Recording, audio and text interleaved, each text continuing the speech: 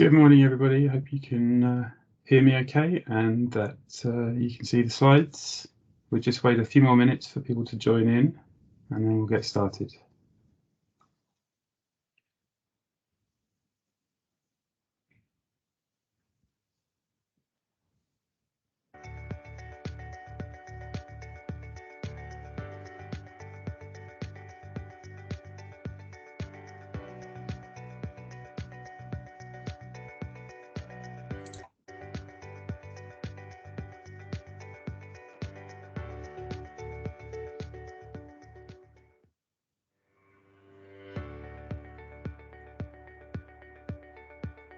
All right, well, it's a minute past, so I think we've had enough time for people to get onto the webinar and we'll get started. So thank you all for joining me this morning. We're going to talk through the ATSC NEXTGEN TV logo, and I'm going to present a few speakers who have kindly given us some information that they're going to share about the progress of the logo in the US. And we'll take some questions. If you want to ask a question, post it in the chat. We'll try and address that at the end. This time, and of course the session is being recorded for later download, and the slides will be made available. If you have questions we don't get time for, we'll answer them as far via the email. Right, without further ado, let me introduce my speakers this morning. So we have ATSC President Madeline Noland will speak first, and we also have Brian Morkwater, who is Senior VP of Research and Standards at CTA. We have Anne Shelley, who is Managing Director of Pearl TV, and Lynn Cloudy, Senior VP of Technology NAB and ATSC Board Chairman. And I thank the speakers enormously for making the time to provide us with a contribution for this event. So let's get started straight away, and I hand over first to Madeline Noland. Hello, my name is Madeline Noland. I'm the president of ATSC, and I'm very happy to be here today to speak with you about what's going on with ATSC 3.0 and NEXTGEN TV in the US these days and around the world. Thanks very much for having me. I wish I could be there in person on the very day, but hopefully this recording will give you the background and information you're looking for. First, a quick summary of what is ATSC 3.0.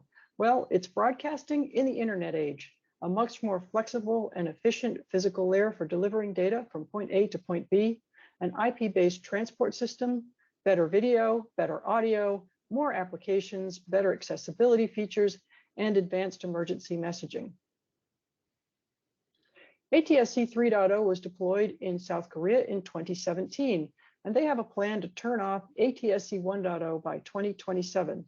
Currently, they're reaching roughly 70% of their population with ATSC 3.0 services, and they're in the process of increasing the number of UHD services they're supplying, as well as turning on advanced emergency messaging and experimenting with mobility. In the US, the ATSC 3.0 NEXTGEN TV rollout continues apace. All of the orange areas of the map have ATSC 3.0 services on the air today. The ones in light blue are coming soon, and the ones in dark blue are likely to come early or mid next year. Currently, we're reaching roughly 50% of the population in the United States, and we expect to get to around 75% by mid-year 2022. There are lots of ways you can track the progress of ATSC 3.0 deployment in the US. One of the best ones is going to watchnextgentv.com, where you can see how many services and channels are on the air, how many television models are available, and how many markets are already showing ATSC 3.0 services. You can also see which cities are coming soon. ATSC 3.0 in the US is also tracking how many devices have been sold in the United States. The Consumer Technology Association makes estimates based on their data about how many units will likely sell in the United States in the coming years. At the beginning of 2021, they predicted roughly 800,000 units would sell this year, 2021. And the numbers are expected to increase year over year, with the hope that 24.6 or 25 million units will be in the marketplace by 2024. The CTA always updates their estimates at mid-year. So in July, they double-checked these numbers to see if they thought they were still accurate. In fact, at that time, they decided the numbers were low.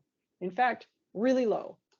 And they updated their estimates in January and nearly tripled the number of ATSC 3.0 compatible television sets they expected to sell in 2021. And those numbers continue to rise over the course of the next 4 years. And we'll see what they come out with in January of 2022 for their new estimates. There are some broadcasters in the US who believe that even 2.1 million units in 2021 is going to be a low number. A great big holiday campaign is going to probably push those numbers, and we'll wait until January to see how we did. One of the most exciting things is that by these predictions, by roughly 2023, over a quarter of the television sets sold in the United States on an annual basis will be capable of displaying NEXTGEN TV services. In addition to television sets, there are many devices coming on the marketplace that will allow people to connect legacy televisions to ATSC 3.0 services via a set-top box or home gateway using an HDMI cable or other. There's also very strong international interest in ATSC 3.0, which I'm very proud of. Obviously, South Korea commercial transitions started in 2017. In the US, they started in 2020. Jamaica recently announced that they plan to commercially launch ATSC 3.0, and they're expecting to begin transmissions in 2022. Canada is anticipating allowing experimental transmissions coming up in 2022, and Mexico is studying ATSC 3.0 with a keen interest in remote education. Brazil is considering ATSC 3.0 as for its TV 3.0 project, along with other systems. They're expecting to make some decisions sometime next year. And India is also exploring ATSC 3.0.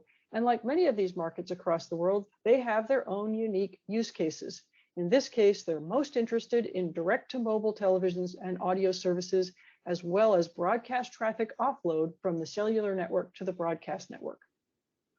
We are continuing to work in the ITUR to ensure that the documents relevant to DTT transmissions now include ATSC 3.0. And with a lot of that work behind us, we still have quite a bit to go. So that is an ongoing progress.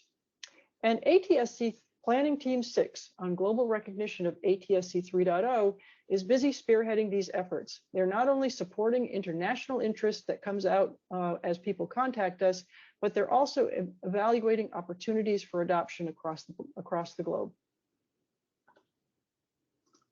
And to that end, it's important to note that ATSC 3.0 is a platform.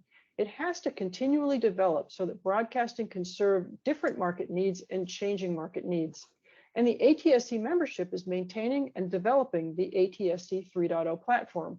I can't think of a better group to be doing this, because who better to steward the platform than the users of the platform. So I'm extremely proud of the ATSC membership and what they're doing to make sure that ATSC 3.0 is a strong standard for years to come.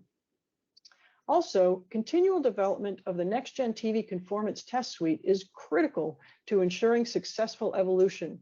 And I encourage everyone to set aside the appropriate resources to ensure that this Conformance Test Suite remains up to date as broadcasters roll out new services and additional capabilities are added to NEXTGEN TV. And to that end, I'd like to highlight a few projects that ATSC members are working on in order to expand the capabilities of ATSC 3.0.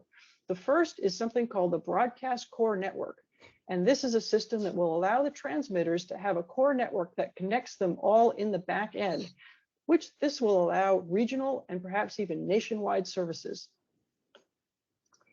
We're also working on an inter-tower communications network, which is a system that allows data to travel between towers.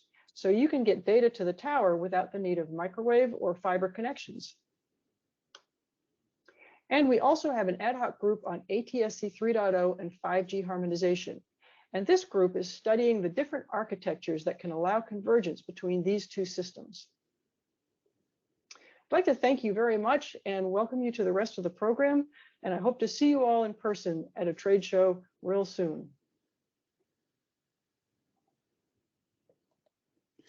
Well, thank you very much, Madeline, and that was a very interesting and helpful and informative introduction to the program. And next, we're going to hear from CTA and Brian Markwalter. Hi, this is Brian Markwalter, Senior Vice President of the Consumer Technology Association. I'm excited to be here with you, talking a little bit about NEXTGEN TVs and the way that people have gone to market, what you need to do to get involved in this exciting new TV category.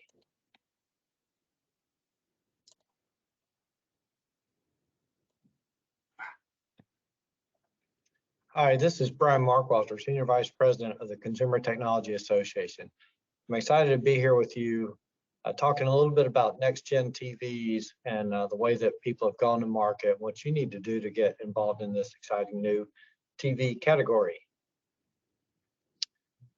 First, I need to say a little bit about CES. Consumer Technology Association, of course, produces CES, and that will be coming up January 5th through 8th in Las Vegas.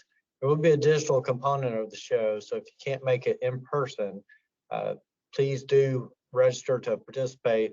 And the reason I say that and bring that up first is because I fully expect there will be exciting announcements about NEXTGEN TV at CES 2022. So there will be more, and I'll speak about that in just a moment as we talk about the NEXTGEN TV program. So first of all, let me say that NEXTGEN TV and the logo you see here is equal to ATSC 3.0 capability in TVs. And the point of the logo is to help consumers find these ATSC 3.0 products. So everyone recognizes that the standard itself is not necessarily the best option for consumers very quickly understanding a complicated and exciting new technology like ATSC 3.0.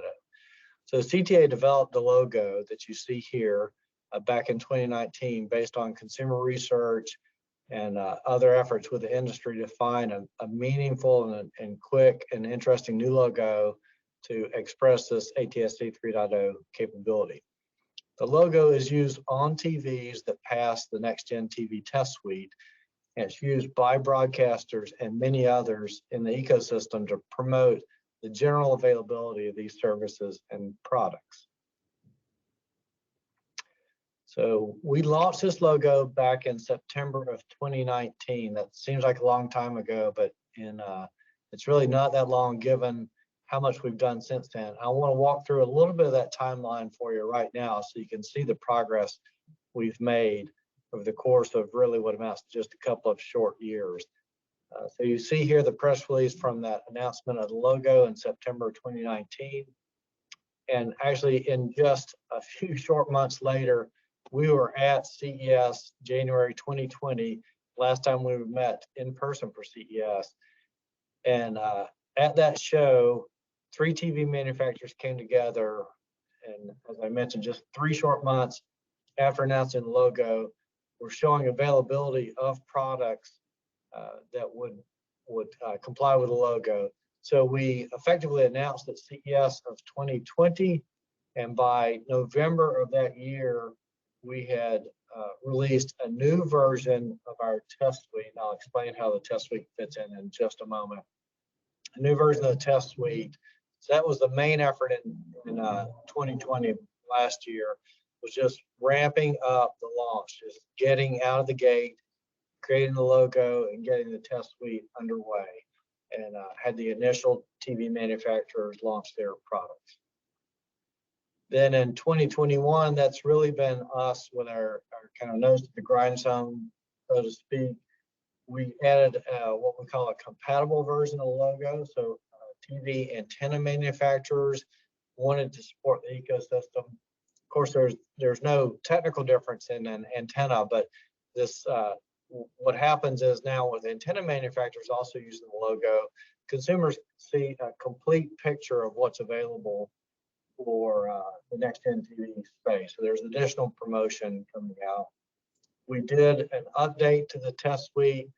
One of the things that's really cool about ATSC 3.0 is it's got a really large basket of features that are available. And what we're doing is adding capabilities that broadcasters express the new features that they want to include, we're adding those capabilities to the test suite. Maybe more for the TV manufacturers, the most important item of interest is this third bullet here. CTA forecasts hundreds and hundreds of products in our portfolio of items that we do in our annual forecast. It's actually updated twice a year. And in July of this year, we raised our forecast from around 800,000 units to 2.1 million next-gen TV sales that we're forecasting to be sold during this year. I put an asterisk here because I would like to emphasize that we will update our forecast in January in conjunction with CES 2022. And let me just say that I expect that number to go up. So the good news continues with respect to next-gen TV products. So circling back to more of the details that perhaps TV manufacturers need to understand, the logo is for use with TVs and any other receivers. Those could include little gateway devices or dongles, any kind of TV receiver, of course, with a tuner that passes the next-gen TV test suite. That test suite was developed by Eurofins under the direction and funding of CTA and NAB. So we've jointly done this project together with NAB. The logo is available for license from CTA, and as I mentioned, it's promoted by broadcasters and CTA together to grow this market. So how it works in a nutshell is that a manufacturer would sign CTA's next-gen TV logo license agreement, and that agreement in turn requires passing the next-gen TV test suite, which is available under license from Eurofins. That's all how the program works. It's all part of the program. So then manufacturers, you would go and test your TVs with a test suite and submit certification results to CTA. We review those results. It's a very simple program. It is a rigorous test suite, but the actual mechanism of the test program itself is fairly simple. And once approved by CTA, and we simply look at those test results, you go to market with your next-gen TV products using the logo. And that's all I have to say. So I do hope you'll check out what's happening at CES 2022 in Las Vegas, where I do expect additional ATSC promotion and announcements. We will have an ATSC booth there that's put on by the ATSC organization itself. And so I hope to see you there, or that you'll follow us and participate in CES digitally. Thank you very much. Bye. Thank you, Brian. And next up, we have Ansheli, who's going to bring a bit of a broadcaster perspective and Pearl TV's work on promoting the logo as well. So over to Anne. It's a pleasure to be here today for the Eurofins webinar. My name is Anne Shelley, and I'm Managing Director of Pearl Television. I'm going to provide an update on what's happening in the United States with the transition to next generation TV and what broadcasters are doing to deliver this new service to consumers. So Pearl Television is a business organization of 9 of the largest broadcast station groups. We were formed over 10 years ago to work on forward-looking technologies that extend our businesses and bring new opportunities to broadcasters. Our companies cover over 80% of households in the United States with over 800 network affiliated TV stations. We are also partnered with the key networks in the United States, the companies that you know well, Fox, ABC, NBC, CBS, and Univision, in a collaborative to develop the platforms that will support the next generation TV service. Those include service transmission and operational platforms, as well as consumer development initiatives on receivers and the next generation television brand, as well as distribution of these services to other platforms like cable. So where are we today in the US? Well, I'm excited to say that by the end of this year, we will have over 40 markets launched, 45% of US households covered. By the mid next year, 75% of US households covered. We will be approaching 3 million sets in homes by the end of this year, with models that we're selling from LG, Samsung, and Sony that started last April. We will have approximately 15 million sets in 2022 and 45 million in 2024. I'll talk more about the scale and how we're organically getting included on connected televisions. So what can the consumer expect in early 2022? We're launching with a basic television service, but we will be able to upgrade these services and bring so much more to the consumer over time. We're starting out with a simulcast feed of our 1.0 service that's higher in quality, 1080p, and it allows for a 4K upgrades as well as HDR. We have improved audio with the Dolby audio system. This includes voice clarity and consistent loudness. These are two features that are there day one, and consumers find highly desirable. We'll be launching applications with the hybrid environment that we're able to access on the televisions, and the networks will start to stunt content in 4K. There will be more models coming at CES 2022, so watch out for those. We estimate we'll have over 120 models of televisions. There's also early accessory devices, set-top box, and gateways scheduled to come out in 2022. NEXTGEN is scaling at an unprecedented pace. As I mentioned, we are organically getting included in connected televisions. If you look at the pace of next generation TV's growth, we will outpace 4K Ultra HD TVs and certainly DVDs, digital displays, and streaming players when you look at a year-over-year comparison of the growth. So, how are consumers finding out about next generation television? Well, we are pushing a major campaign out to consumers to let them know about the NEXTGEN TV brand.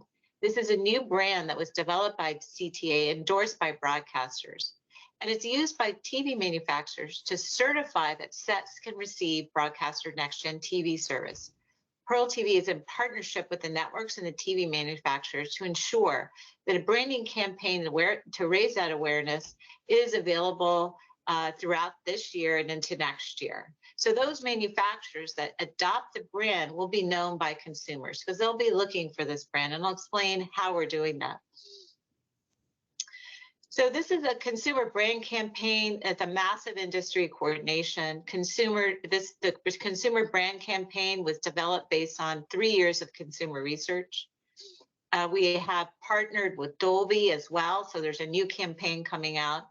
If you go to the consumer website, again, www.watchnextgentv.com, you can see the spots that will be playing across the US on stations over-the-air services. The industry coordination includes a station's marketing toolkit and best practices, as well as education to CEs, other new CEs coming into the market, and retailers. That consumer brand has resonated really well with consumers. We tested our messaging and spots last year over the holidays in 6 markets. The concept and marketing resonated so strongly with consumers.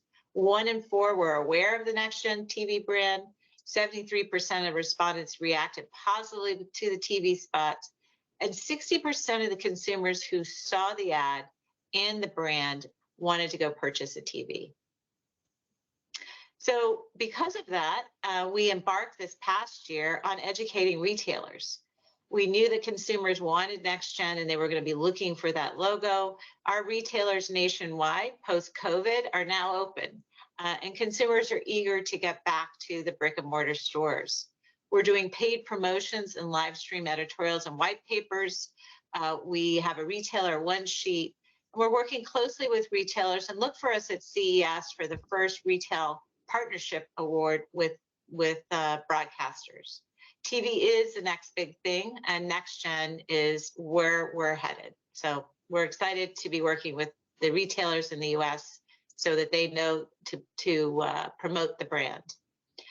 The other place the brand is getting promoted is by broadcasters themselves. We own the airwaves. We are promoting NEXTGEN at every chance we can get. So broadcasters are talking about it on air. through news programs, technology programs, and lifestyle programs. These are some of the many articles and programs that have been played out in the United States about NEXTGEN. We are this year embarking on a massive holiday campaign that will be running in all the markets that have launched, and specifically in some of the top larger markets where we will be able to drive set sales. The campaign is starting right now, actually. We just kicked it off. We're excited. It's going to run all the way through January in preparation for the Super Bowl.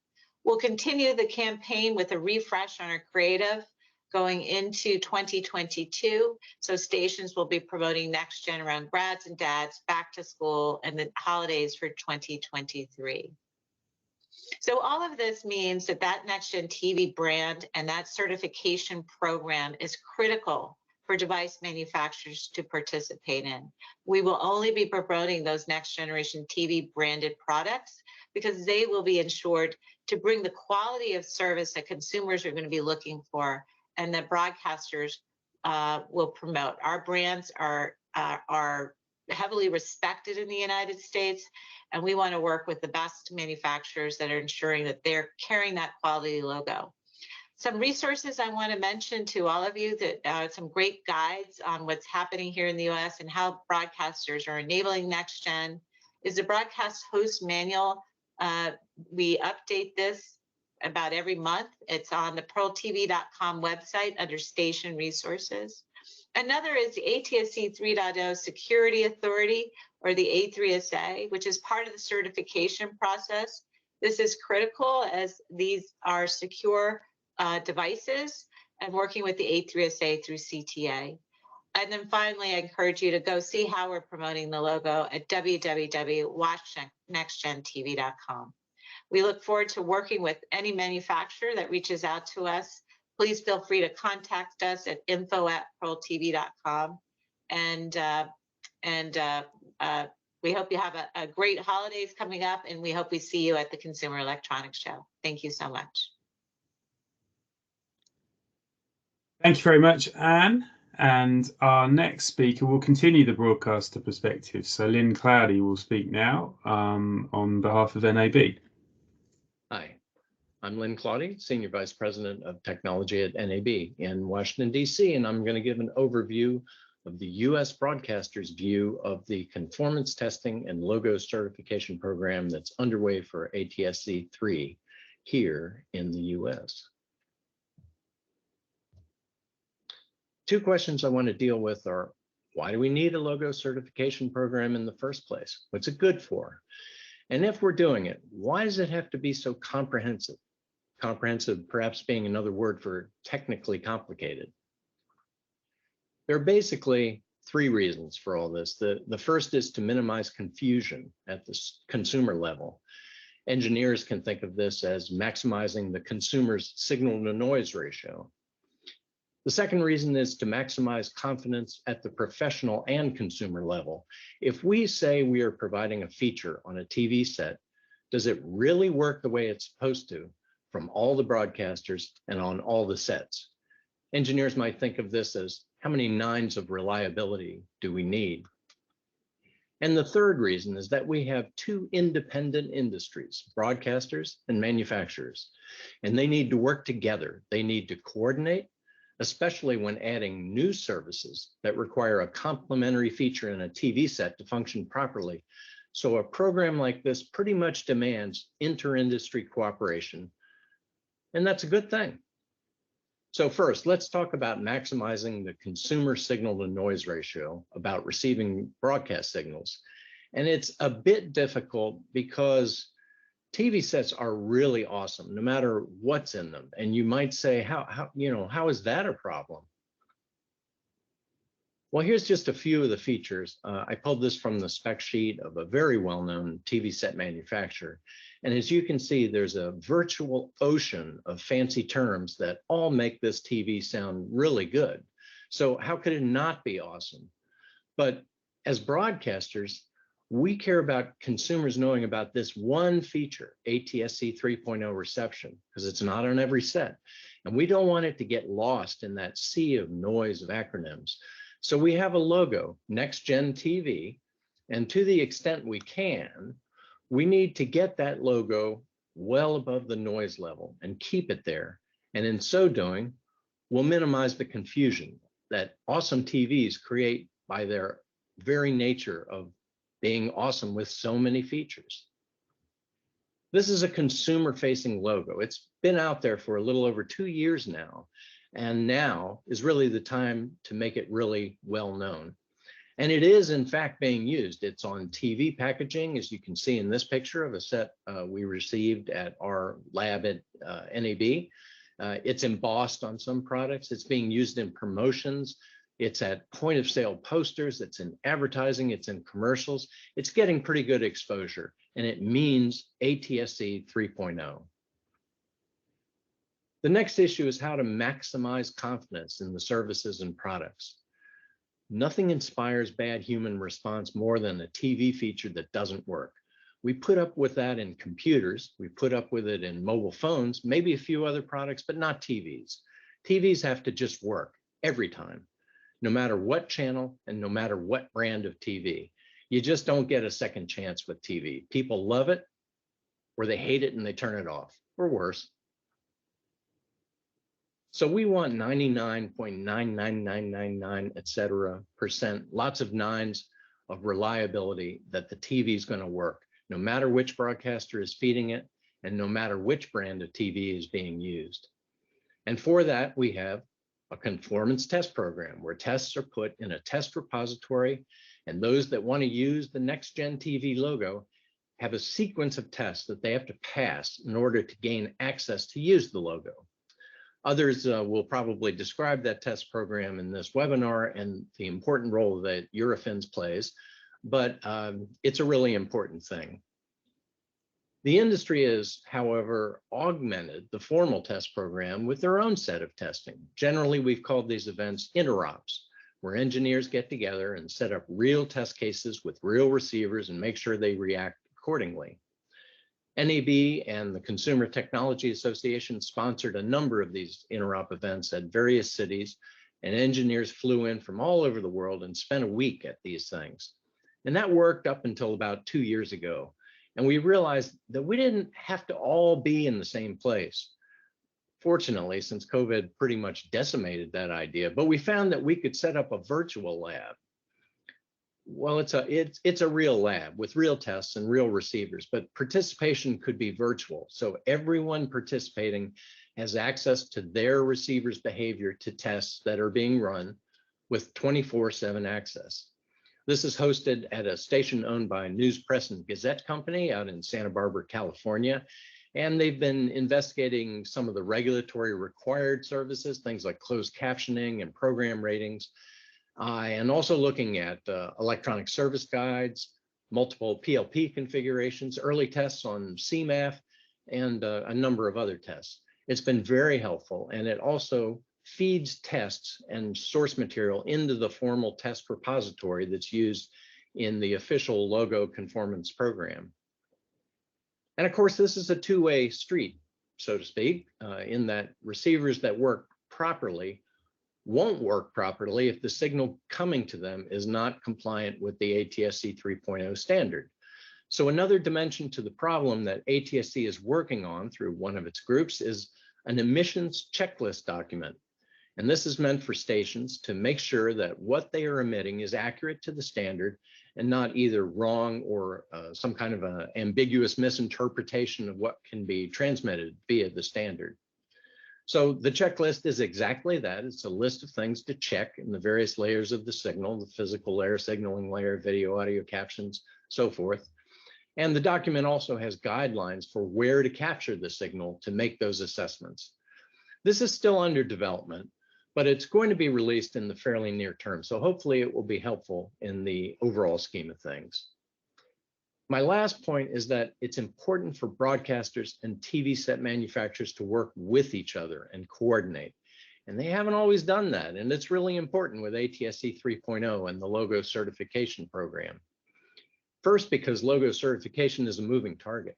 Tests are being added all the time. We can really only sample the capabilities of ATSC 3.0 at any given point in time. But as time goes on, that sampling gets denser and denser and more comprehensive.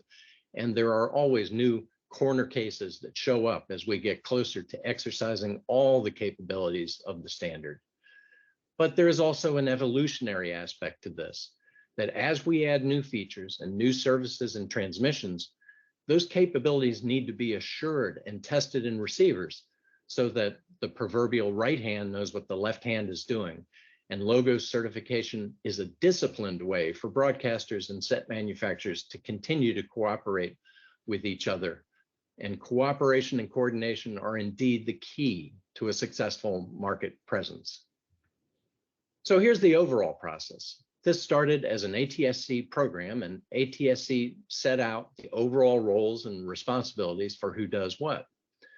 The planning of the test plan is also done within ATSC by what is called the Conformance Implementation Team.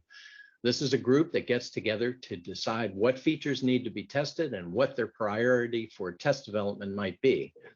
And that gives direction to the group that executes making the tests, storing the tests, giving out licenses for the tests.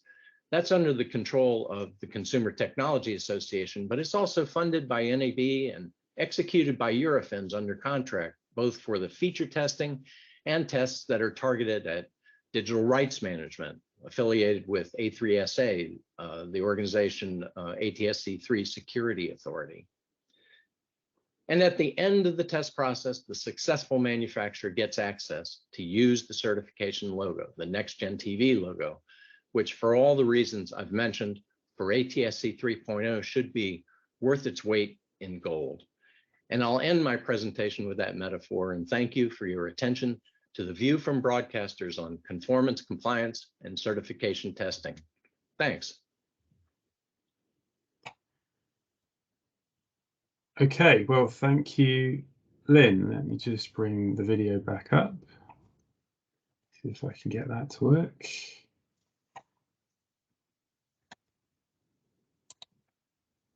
So I'm now going to talk a little bit about the ingredients for success for the NEXTGEN TV logo. And my introduction to myself is just that I'm chair of the implementation team working on conformance in ATSC. So I encourage people who are interested in taking part in that process that Lynn's just explained to join that group, and then you can influence and take part in the discussions about the priority of testing and scope and that kind of thing. So I'll move on now and explain the recipe for a successful logo program. So we obviously need specification compliance, and you also need interoperability. You also need a lot of devices, and you need compelling services. And on top of that, as we've heard, you need to make sure there's consumer awareness, and that leads to success of the logo in the market. It creates a competitive opportunity for innovation and consumer choice.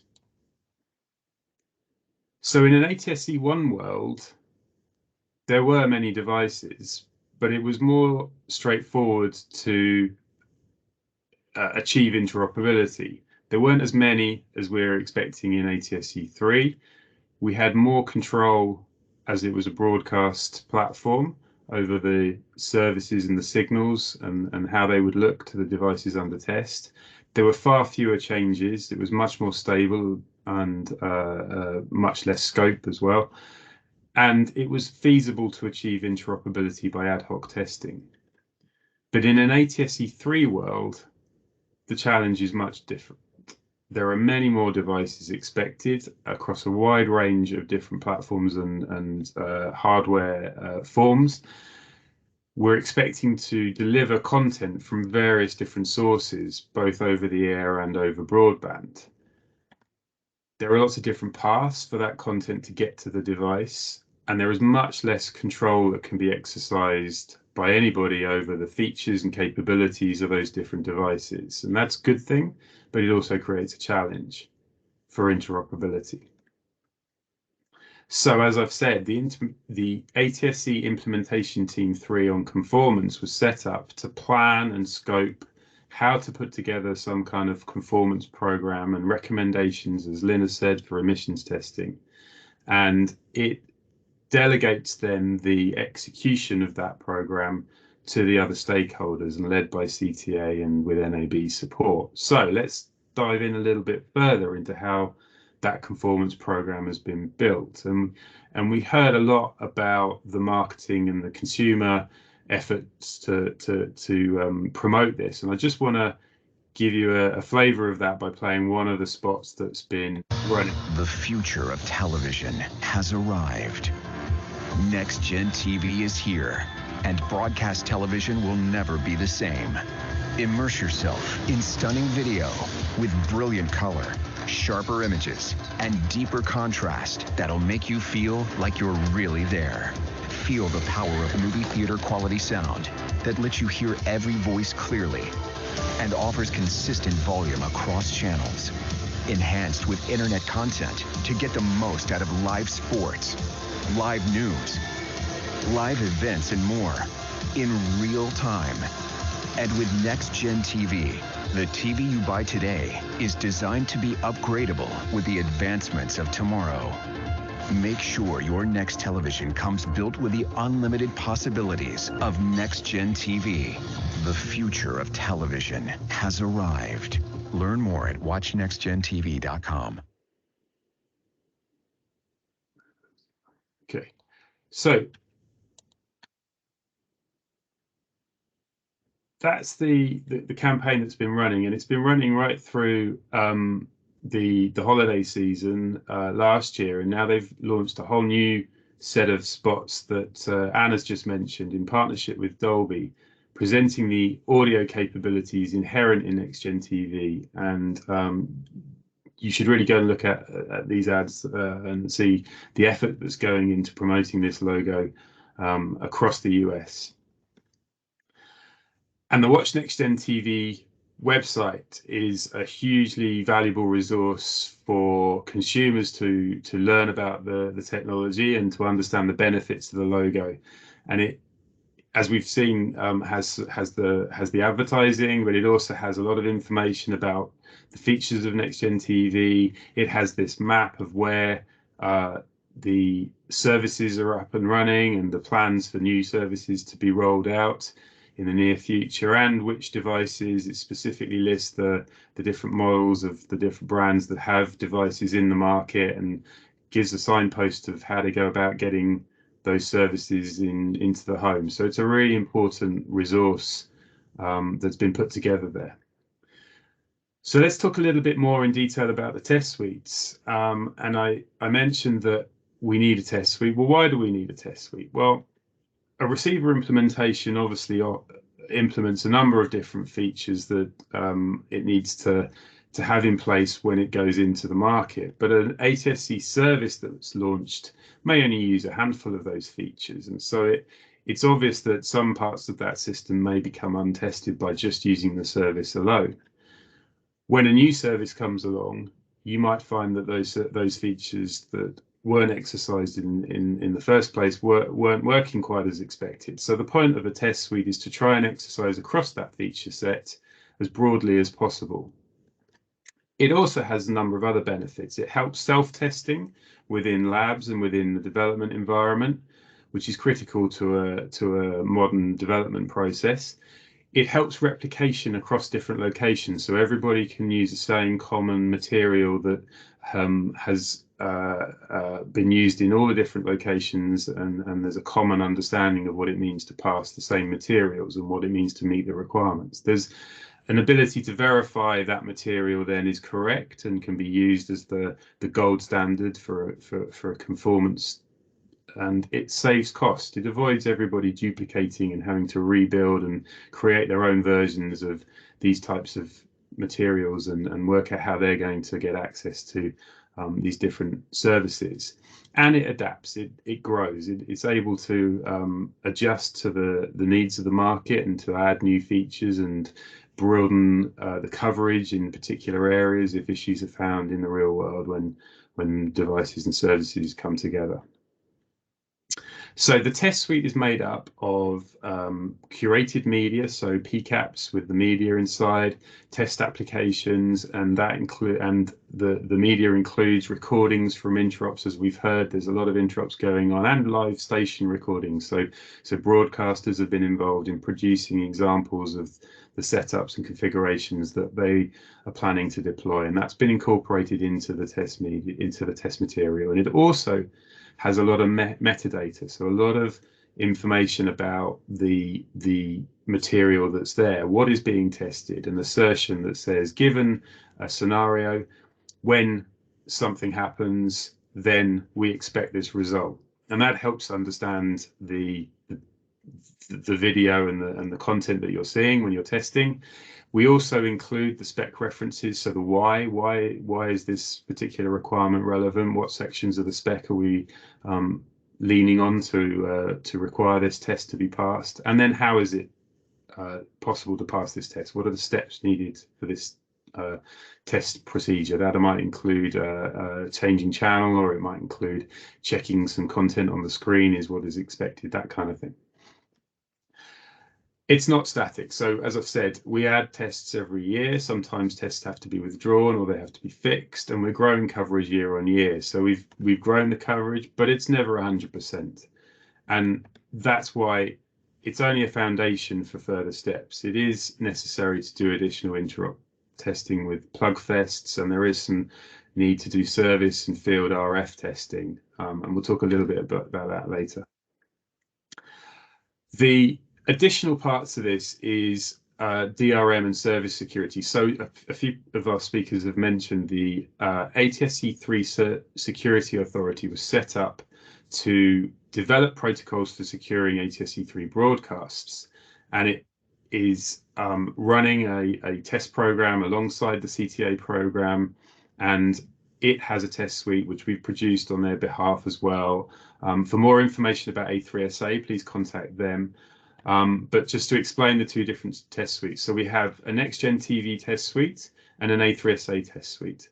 And the NEXTGEN TV test suite has some material in three different sort of buckets. It has pending material, which is the new material that has been just submitted, is going through the approval process, is often provided early to licensees involved in the program for them to see what's coming and to provide early feedback and raise issues and make sure it's really rock solid before it goes into either the bucket of recommended material or approved material. Approved material is obviously the required material to pass the logo program. The recommended material is additional stuff that we think is useful, may become approved in future, but isn't yet necessary to be used to get the logo. And I said we were evolving the test suite. Well, the schedule has been moving on a yearly basis. We have a life cycle of the test suite that tries to align with the manufacturer's development cycle.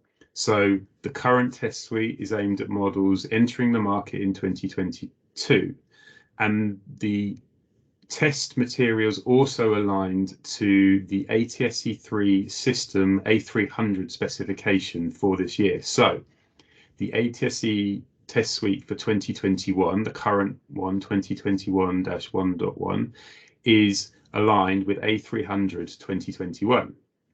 And then we're additionally adding new tests for next year's test suite, which will be aimed at models entering the market in 2023. So what is in the test suite? What's the scope? There are currently 290 tests, and they cover 388 testable requirements.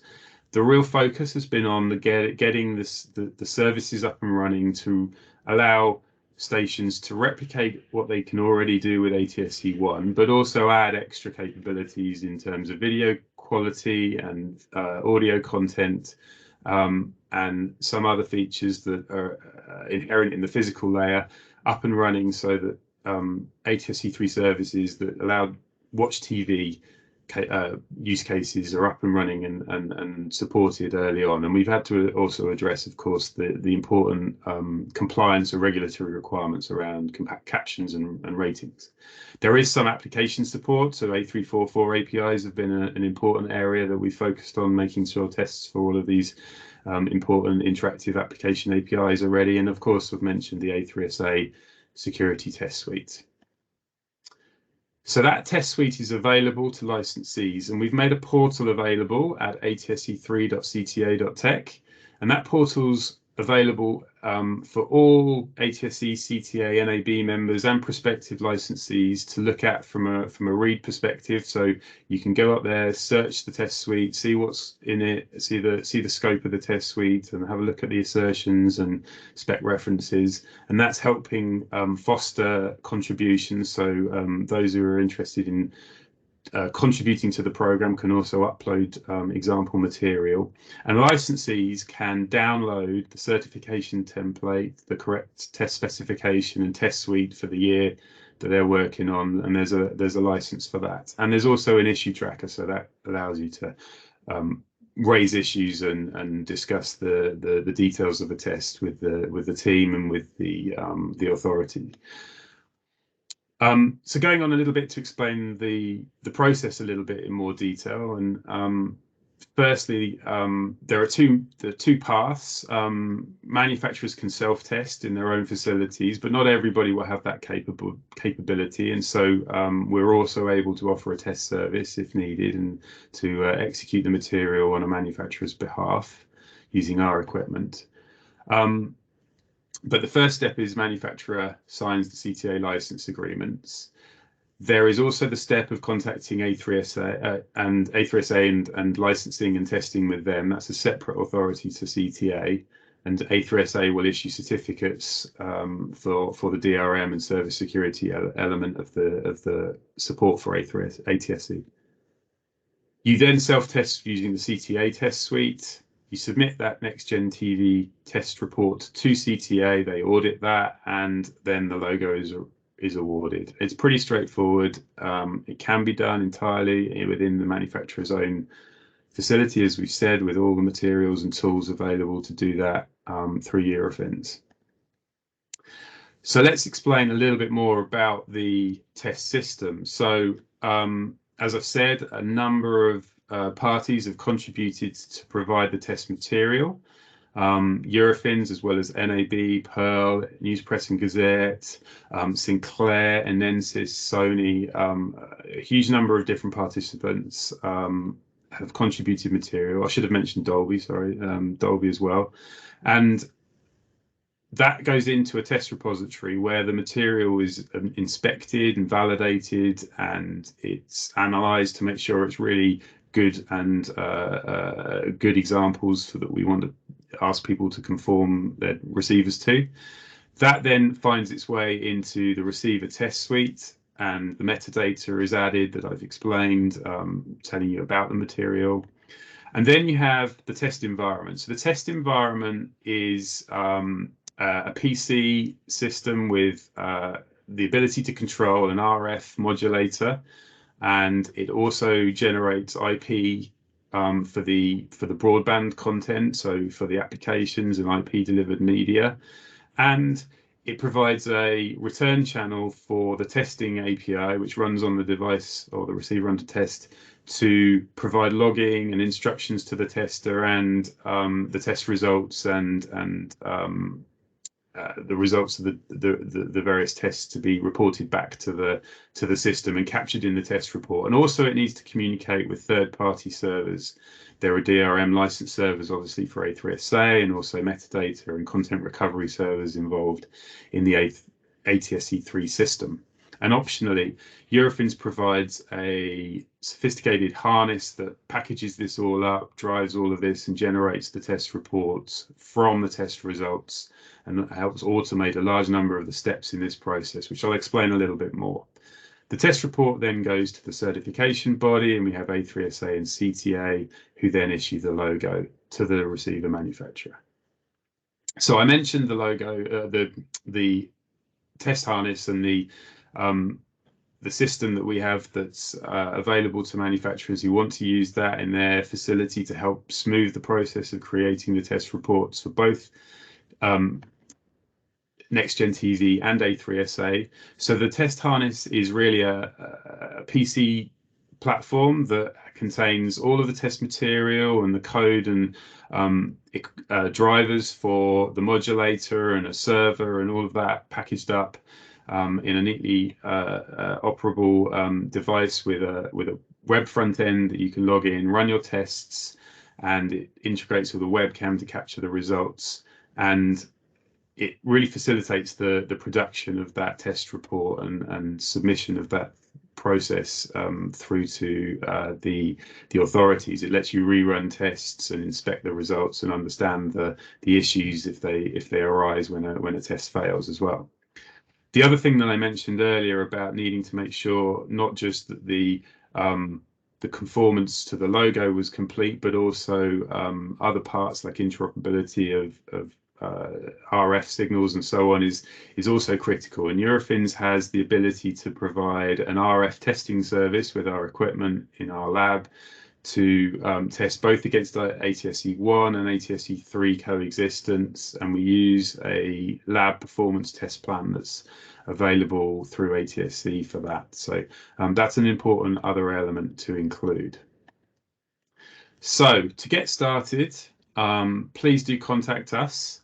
Digital testing support at eurofins.com. We can add your company domain to the test portal, and you can go and self-service create your accounts to have a look at the test material, have a look at the test specification and understand the tools and equipment needed, look at what's approved and recommended and all of that kind of thing. So you can plan your development program and what features you need to prioritize to get that logo. You should also obviously contact CTA to get the NEXTGEN TV logo registration agreement, and Katrina will help you with that, and her email's there. And A3SA as well, to contact the A3SA license agreement, and that's info@A3SA. And if you want to get involved with Pearl's promotion and marketing of NEXTGEN TV, do contact them. They're very keen to help manufacturers to make the most of the logo and to help promote the good work that's going on certified devices. So we've got a few minutes left. I'll just see if there's any quick questions that we can take that have come in on the chat. Doesn't look like there are any, but if you do have any questions, then I hope that you will send them through to us. We will be happy to answer them, try and give us as much information as possible about what your plans are, and we can try and either answer them ourselves or direct them to the right people. I'll close my presentation and our webinar with a real call to action. Really, we've heard a few people mention that ATSC 3 now is really reaching across the US. 75% of US homes will have a signal in 2022. Over 2 million TV sets have been sold already this year, and as we've seen, the forecast for the future is of huge growth, and as CTA have alluded, that might be an underestimate of 11 million in 23 and 2024, and we're certainly seeing a lot of interest, and consumer awareness for this is really growing. And there's another thing that's driving this, which is cord cutting, and it's really tripled in the US, and that's a big part of what's driving interest in the NEXTGEN TV logo, the free-to-air TV platform. And the final point, there is, of course, a lot of existing TVs in the market, and broadcasters really want to reach those devices, but they need external tuner boxes to reach those devices. It's not going to be the case that everybody's going to upgrade their TV. There's no mandate for that to be forced on anybody, and they will need external tuner boxes, and those are coming to market, but slowly, and so a lot of people are left with no signal. But we feel and we know that NEXTGEN TV is the way to fix that and to provide that signal. And we want to see more devices in the market, and we want to support people to make that happen. With that, I'm finished. I want to make a huge thank you to all of my speakers, and Madeline, Brian, and Shelley, and Cloudy. Thank you very much for your contribution. Thank you everybody for listening. Please do contact us if there's any more questions. And with that, thank you very much and goodbye.